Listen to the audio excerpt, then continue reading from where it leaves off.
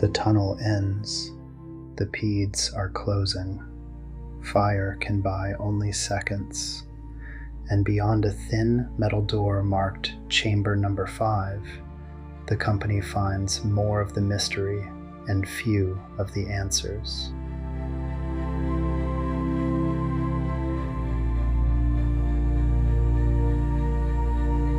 Welcome back to the Dark Razor Chronicles streamcast. This is Season 6, Episode 7, Spellkeeper. Book 3 keeps widening. What begins as another desperate push through Direth Station becomes something far stranger when the company reaches a sealed chamber at the end of the corridor, driven there by the advancing cave-pedes and forced through a door that should have stayed sealed. Inside, they don't find refuge in any ordinary sense. They find scale, age, memory, duty. A place built to preserve knowledge, and, at its heart, a dying purpose that may be older than the fractured world now collapsing around them. This episode brings one of the most mythic encounters in Oathsworn so far. I'm Mike Carmel, and this is the Dark Razor Chronicles streamcast.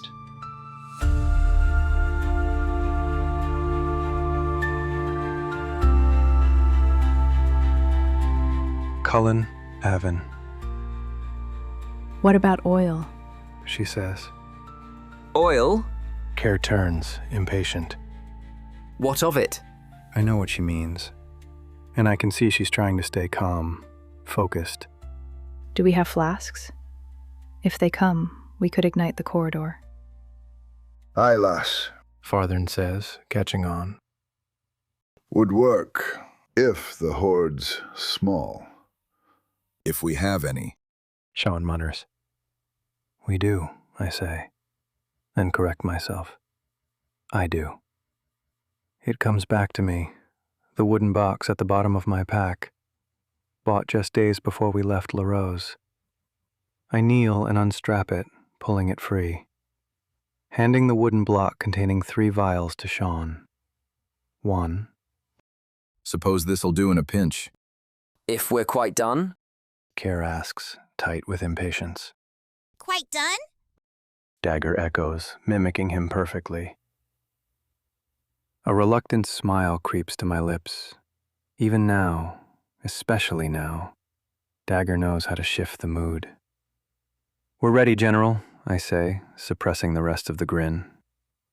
I know it's not wise. Teasing Cair does nothing for unity. Before he turns away, I give DagGar a small, playful poke of rebuke. He purrs. It grounds me. I want to take him up, hold him. But the pace is too quick now. It wouldn't work. Another hiss. This one's close. Much closer. It's been half an hour since the last, and there's a smell. Unpleasant. Not new, but suddenly noticeable. How long has it been here? My stomach lurches. Cair signals again. Up ahead, just barely illuminated, I see it. A dead end. No rooms, no alcoves, no side corridors. No refuge. And the pedes are coming. A dead end? Surely it can't be. Because if it is, and those things are behind us, that means our end. As if to punctuate the thought, a collective hiss erupts, louder now. They're close. Too close.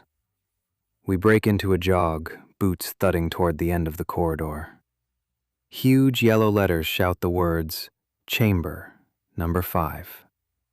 Beneath it, a symbol. 3 red wedges encircling a central red dot on a yellow background.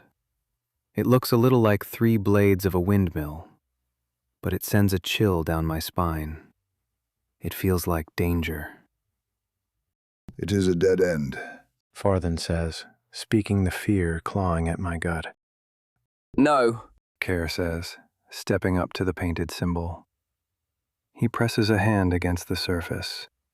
It's metal. Not graph iron, not steel. Something else. Aged, pitted, rough, but not rusted. I place a hand beside his. It's bisected. Cair says, pointing. A diagonal seam runs top left to bottom right, slicing across the symbol. A door, then? I ask, though I'm not sure I believe it. Another hiss behind us, closer now. Shawn, get that oil ready. Yes. He replies, fumbling the wooden block from his pouch. But it may be too late. My heart pounds as Farthen gasps aloud. I see it too. A writhing mass in the distance. Dozens of pedes crawling over each other, fighting for purchase, climbing, surging forward. Shawn rips the top block from the vial carrier and, to my shock, throws the entire thing. It smashes down the corridor, oil spraying in a wide splatter, covering nearly the full width of the floor. Fire! We need fire! Fast! I reach for my pack, already knowing it's hopeless. Help me find a mechanism. Cair calls out. There has been no other way. The South Blades must come this way. Shawn forgets the oil, slaps his palms to the door and starts searching. There's no handle, no knob, no lever, just a seam. Suddenly the door shifts, just a few fingers' width. It slides sideways into the wall, parting along the diagonal line. Shawn flinches back, Cair staring at the point of contact. A faint red glow pulses where his hand touched. He presses again. The door creaks, but does not move further. They'll be on us in moments. Farthen growls. 30 paces away, maybe less. I draw the razor. Farthen raises his axe. Shawn and Cair pull, each gripping half of the door. Cair slaps the red square that had caused the first move. The door groans and scrapes, opening slowly. Oh, Farg. Beastie, you do it. DagGar steps forward, standing between us and the horde. His form brightens, cuirass drawn and pulsing with power. A whoosh follows his gleeful squeal. A cone of fire erupts from cuirass, streaming down the corridor. It lasts seconds. The frontmost pedes, 7 or more, ignite instantly. A wall of flame. Their hiss is deafening. The fire clings, sticky, burning those behind as the swarm surges forward like water over rocks. One after another, burning creatures pass over the oil. A puff of blue and yellow flame as the oil ignites. The hiss becomes a scream, one long, unbroken wail of pain. The pedes thrash, tangled in their own numbers. Legs claw at each other as their hides blacken and split. Many are engulfed in near-invisible flame, flickering between bursts of yellow fire. The heat slams into us, thick, suffused with the stench of burning flesh. They've piled floor to ceiling. Progress stalled. For now. I turn. Go! We have a chance. The flames won't hold them forever. I sheathe the razor and throw my strength in with Shawn as Farthen helps Cair. Together, the 4 of us spread the doors wider. Wide enough to squeeze through. Barely, without packs on. Farthen shoves his through, then dives in first. I hold the rear. The flames dwindle. The charred pile begins to sag, and beyond it, I hear the next wave coming.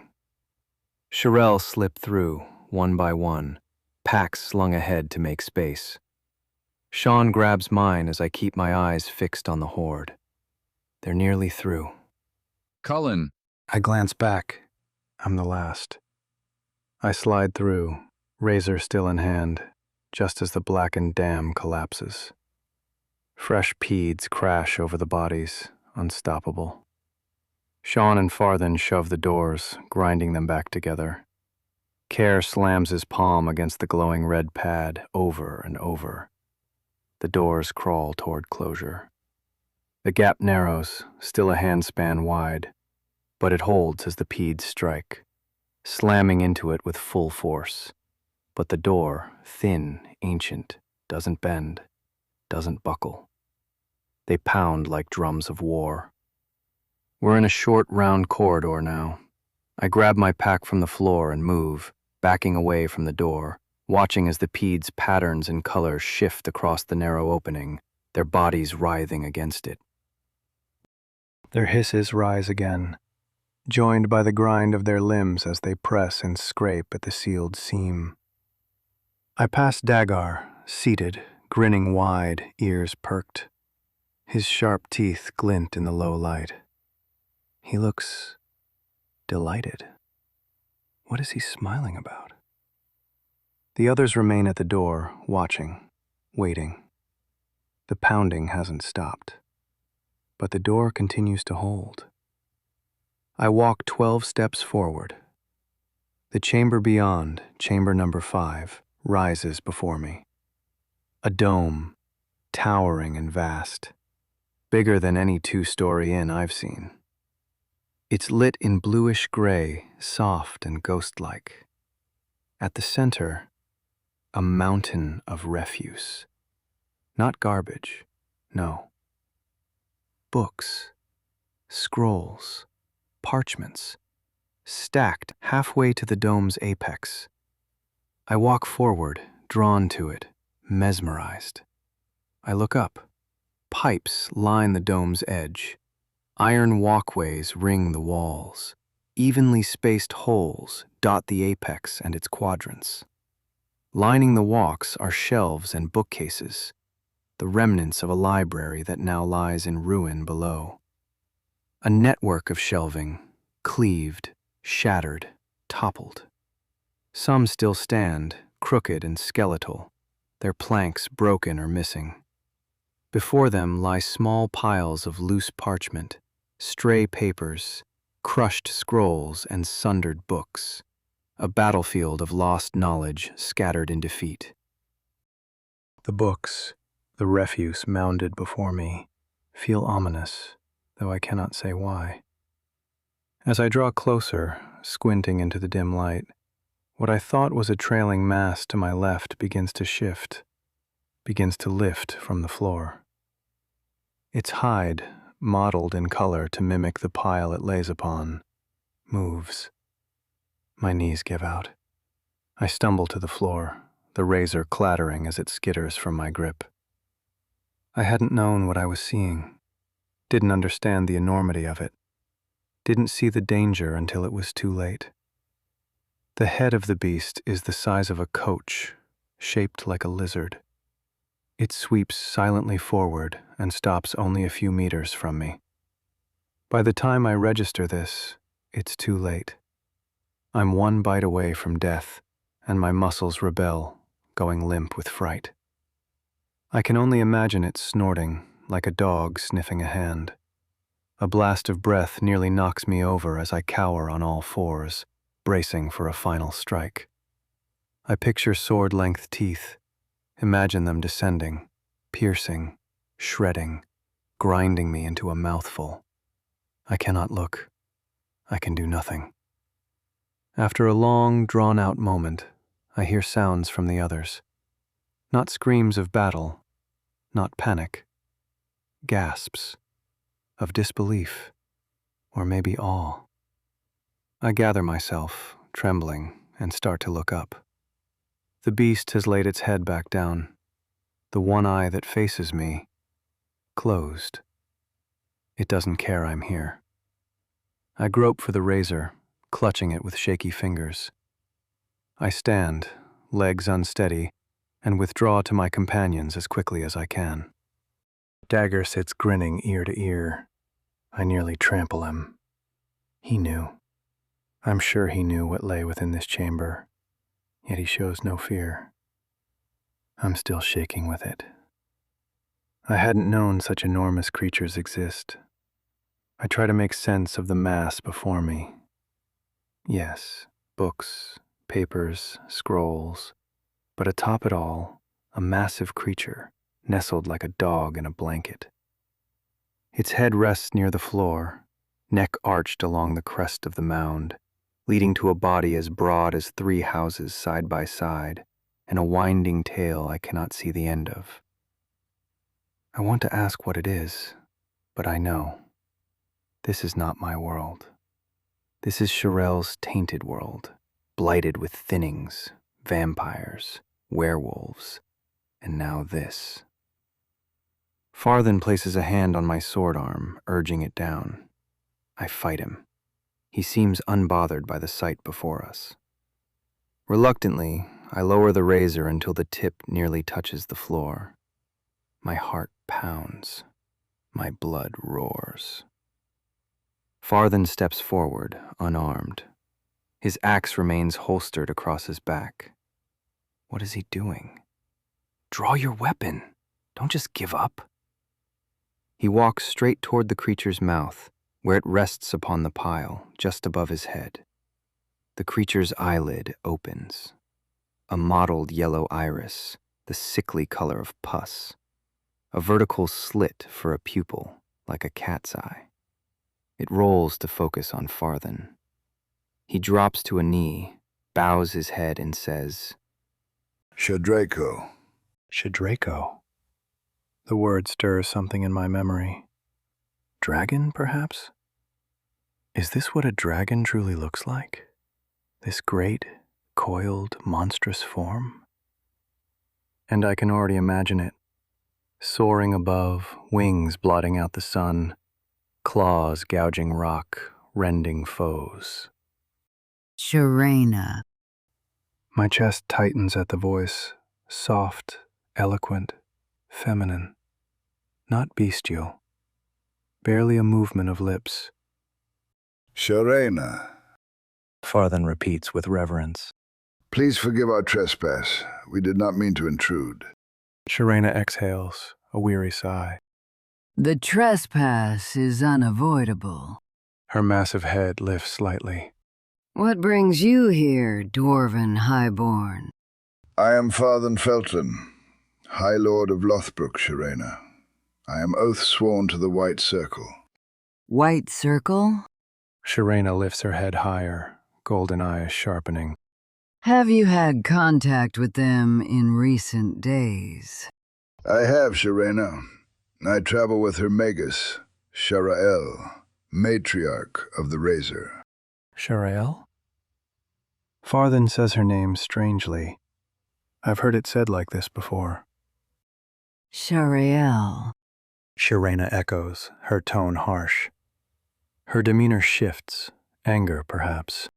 Step forward, She commands. Her head turns toward us. My stomach lurches under her gaze. I instinctively raise the razor. But Sharael steps forward. Farthen retreats to my side. The chamber brightens. Sha'Rayna's form dazzles. Scales like golden mirrors ripple with shifting light. Her body changes hue, a mimic like the sea octopus blending into its surroundings. She is serpentine in form, long snout, arrow-shaped head, 3 webbed talons fanning each cheek. Twin horns arch from her crown, each 2 meters tall. Her neck is sinuous, framed with dorsal spines like bony fingers. Her forelegs are feline in power, but hidden beneath, great furrowed wings stretch back over her rear limbs and winding tail. She sparkles, living gold. She studies us, muscles tensing, body coiling. I stiffen. Sha'Rayna's massive head swings near, within a pace of Sharael. Her eye twitches as it scrutinizes her. She sniffs. Sharael's robes flutter toward the beast's nostrils, then snap back as Sha'Rayna snorts. The moment passes. Sha'Rayna's tension eases. Her posture slackens. You arrive in time, Sharael. She says, drawing back. Though I don't understand why you would come to me. In time? Sharael asks, tilting her head. Sha'Rayna's voice is soft again, the urgency gone. Yes, I fail quickly. What do you mean? Sharael takes a step forward. Sha'Rayna recoils slightly. Behind us, the pounding of the pedes has begun to fade. They draw back, thwarted by the door. Sha'Rayna's words linger. I fail quickly. Only now do I notice the details. My life draws to a close. My custodians, gone. For weeks now. Etherson? Yes, Etherson. Gone since the attack. Attack? The cave-pedes? No.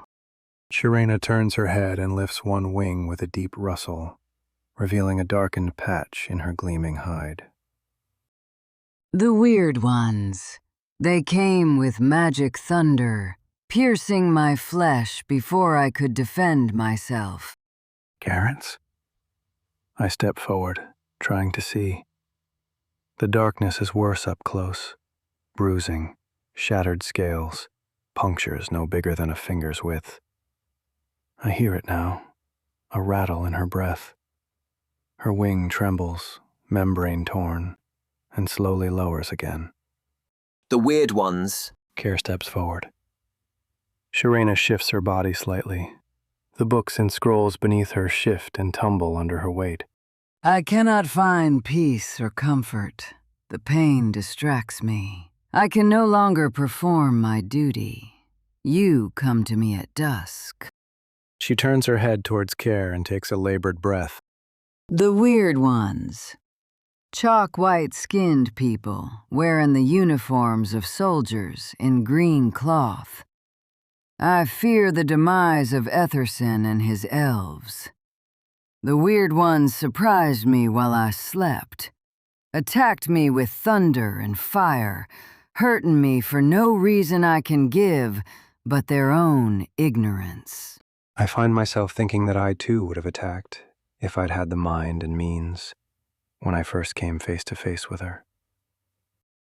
Have you not encountered them before? Sha'Rayna asks.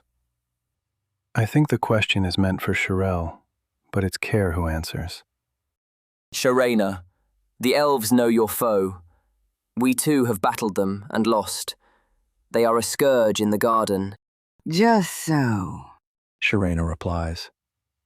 She says it with resignation, understanding how impotent Cair must feel.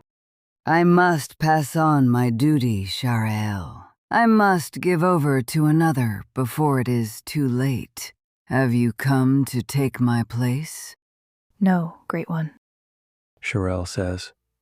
Her voice is sad. I think she knows what the beast is asking, though I do not. I'm sorry, but I do not have the capacity required. Sha'Rayna shudders. Then why do you come? Her volume rises, distress climbing into anger. We come by accident, forced down by a thinning above, driven here by the cave-pedes, diverted from our own crucial mission. Sha'Rayna lowers her head to the pile and seems to sag in exhaustion. Sharael approaches one of the books laid open at her feet. Sha'Rayna closes her eyes and sighs. I step closer, keeping the razor low, not wanting it to be a threat. I dare not sheath it. The noise alone might provoke her. I glance at Sharael's expression as she flips the pages of the book. Consternation. I jump at Sha'Rayna's sudden volume. You do not smell like you should, She says. The words strike sharp, laced with anger. My fear redoubles. Sharael doesn't reply, perhaps unsure how. Sharael, you are matriarch of the Razor, are you not? Yes, Sha'Rayna. Sharael replies, unshaken. No fear in her voice. Sha'Rayna lifts her head, and a wave of dread washes through me.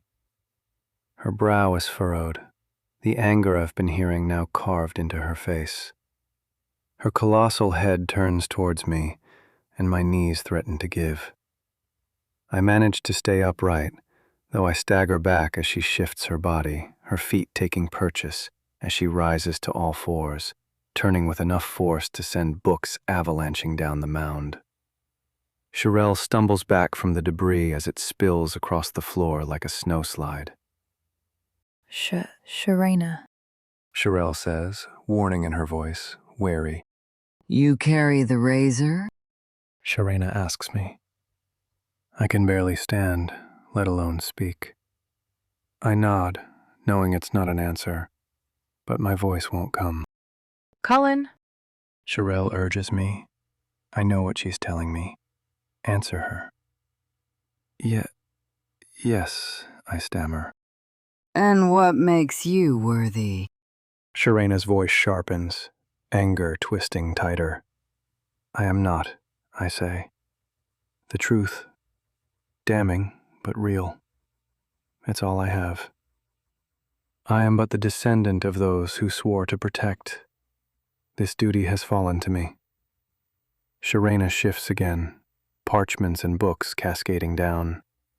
She adjusts her head to look at me, and I can't help it. I raise the razor in warning. She looks furious. Though I can't claim to understand her alien face, her posture says enough. A cat poised on a mound, eyes locked on a field mouse. She snarls. Sha'Rayna. Sharael yells as fire engulfs me. I fall as though struck by wind. The world twists, orange and white, searing, overwhelming. There's no detail, only the blaze. I slide across the stone floor, rolling despite my pack, grip tightening on the razor purely by reflex. I don't even know what's happened.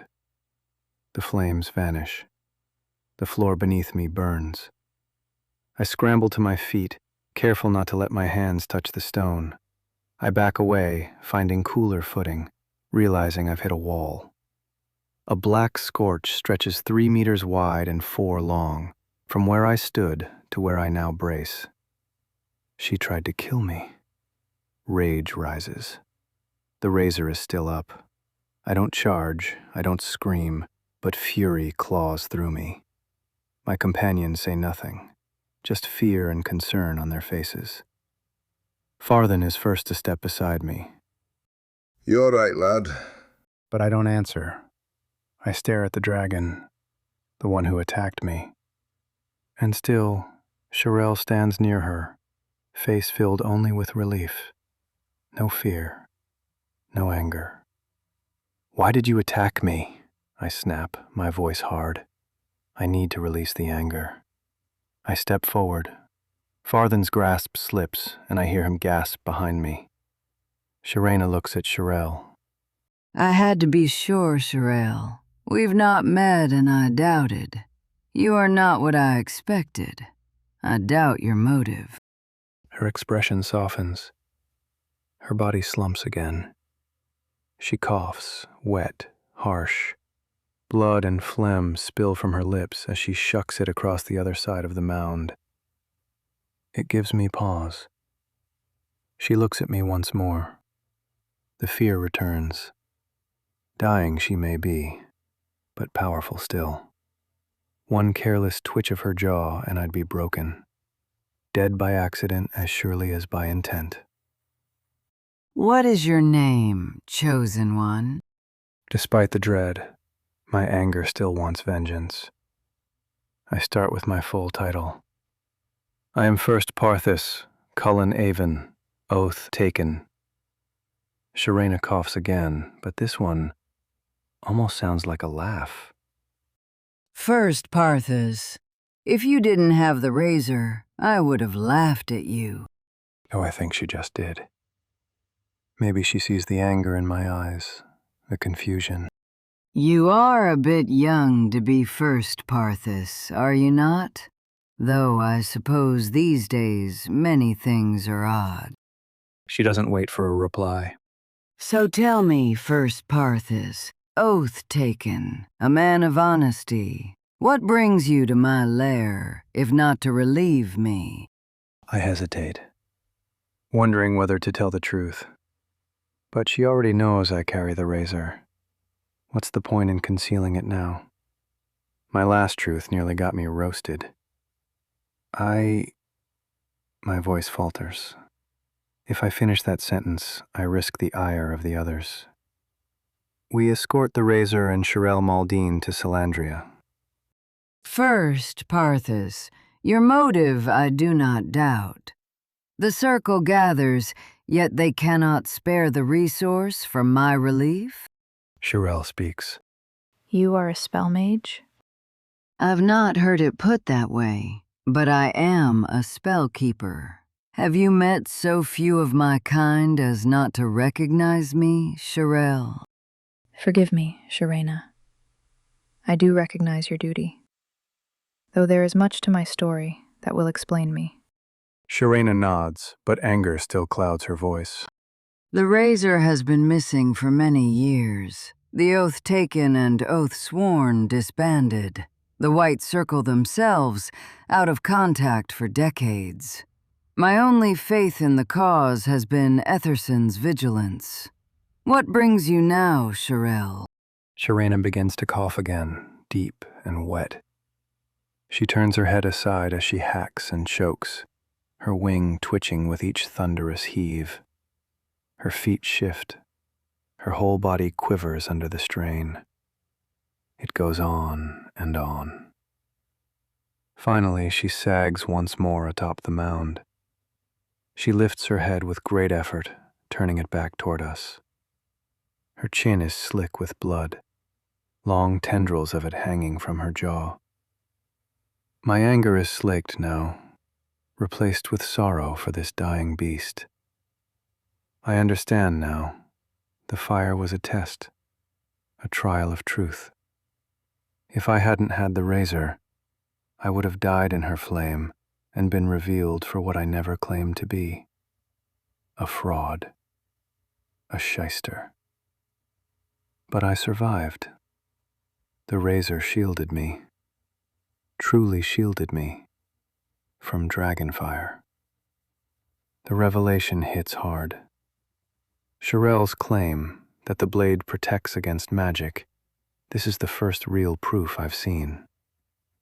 I look at Sha'Rayna and I think maybe that test was her undoing, her last act of strength, now spent.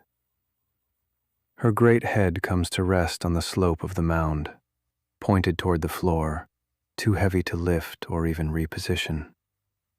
Sharael steps closer and lays her hand gently on the creature's snout. Sha'Rayna's head, easily the size of a coach, makes Sharael look impossibly small. Sharael lowers herself beside the dying beast, settles in at her side. Her voice is a whisper, barely for me to hear. I will sit with you, Great One, and tell you all. And so she does. Her words begin with how she pursued the razor, stolen on some fateful day nearly 200 years before I was even born. Farthen grunts in agreement, and I remember his story. How the Avens were blamed for the loss of the razor, for the death of his wife. Agartha, that was her name, wasn't it? I turn away and look to my companions. Farthen stands closest, listening to Sharael's faint voice, his eyes sorrowful but dry. Maybe enough time has passed. The others edge in, drawn closer. I already know the story. So I pull my pack from my shoulder, set it against the wall, and sit down. DagGar climbs into my lap, and I close my eyes to rest, to recover. Still, Sharael's voice finds me. Her words reach through my haze. I know the others are hearing this for the first time. She tells of her confrontation with Terence Farside in the clearing, of how he struck her down, one of their own. At least, that's how my companions hear it, how they gasp. But in my world, Farsides were never oath-sworn. In my world, Terence was somehow contracted. Why? Chance? Circumstance? Or some deeper bond? Sharael hasn't said, to me or the others. I wonder why she's telling this story in such detail. How much truth is she willing to offer? Will she omit the parts that condemn her? Yes, it seems she will. Listening, I realize there has been no mention of the contingency, no word of the bargain struck in Sansa. At first, I think how confusing this must sound to the others, but maybe, without certain details, it still makes sense. Without a timeline, it might sound like it all happened within weeks, not centuries. So I listen. For a while, with my eyes closed, I no longer hear Sha'Rayna's rattling breaths. Has she passed, I wonder? Does Sharael still tell her story for penance? But then a sound cuts through the quiet. A deep, wet gasp. Gurgling. Sharp. Sha'Rayna still breathes. As Sharael brings her tale to its conclusion, how it led us here, Sha'Rayna's breathing grows ragged, each inhale labored. I know how important your duties are, and I am sorry I cannot take them from you. But have faith that the Circle's archivists have done their duty. Your work is stored in the library. I have seen it. I have seen how diligent they are. Archivist? I know not of them. Yes, Great One, a necessary secret. Just as you have been all these years. Be not concerned. Be at peace. Her words make little sense to me. I try to reason them out. Sha'Rayna is a keeper of magic, that much is clear. But is she afraid her work will be lost, forgotten, unfinished? I do not know, but I will ask when the time is right. Long moments pass in silence. I slowly draw my hand down DagGar's back, feeling the soft fur rise and fall. His purrs hum gently against my lap. Sharael's words seem to have given Sha'Rayna the peace she needed. She does not speak again. And in the darkness behind my closed lids, I hear Sha'Rayna's final breath. Sharael Maldine. I can't stop shaking. I feel as if this world suffers by my hand. Everything is my fault. The thinnings, Juhada, the destruction of Sansa, even the death of this beast. Tears fall freely down my cheeks, though I feel more anger than sorrow. I wonder now if the purposes I cling to mean anything at all. In the world I came from, I would have strode forward in confidence, knowing that my actions served goals shared by others. Here, in this abomination, it's all wrong. I look at Sha'Rayna, her name, her presence, so beautiful. A dragon, truly a dragon. I run my hand along her snout. Her head is huge beside me. Her golden scales are so smooth, so perfect. I've nothing to compare them to. I've never seen a beast like this. Never imagined they could exist. Not in my time. I think I'm crying openly now. The others stand around me, all but Cullen. He sits on his pack, stroking DagGar with his eyes closed. Closed to me, perhaps. Maybe it's because he knows the truth. The whole truth. I did not lie to the others in my retelling. I simply haven't spoken all. They don't approach me, don't ask after my well-being, and I'm glad for it. Right now, if I opened my mouth, the guilt would pour out, and it would condemn me. The thought gives me pause. I am guilty of so much, of crimes against this world, the thinnings, Garrens, cave-pedes, all mine, all created by me. And yet, dragons exist. The White Circle exists, the oath taken, the oath sworn. There must be more. There must be good in this world. It can't all be poisoned by my hand. Am I accountable for my crimes? I did not knowingly construct this world. But is negligence not still a crime? Looking down at my lap, I whisper, Corbin. Gasps sound around me. I see Shawn drop to one knee in genuflection, as though expecting the deity to appear at the utterance of his name. I don't blame him. I've done much to secure his worship, and nothing since. Still, his faith in me is what little strength I have left. Keeping the rest to myself, I say, Corbin, God of war, hear me. Hear my plight and give me guidance. But I know he won't. He has told me so. He is no longer the God of war, and I am not his daughter.